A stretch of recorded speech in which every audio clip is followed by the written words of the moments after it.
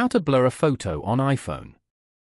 To get started, go ahead and open up the Blur Photo application on your phone.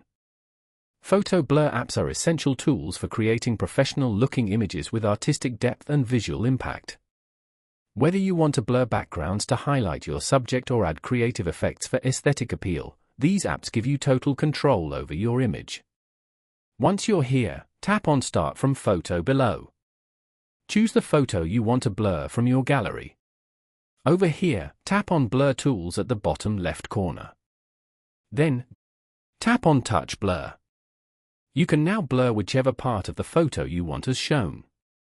Once you're done, tap on the tick icon below. After that, go to the top right corner and tap on Save. You can also share this photo on different platforms if you want.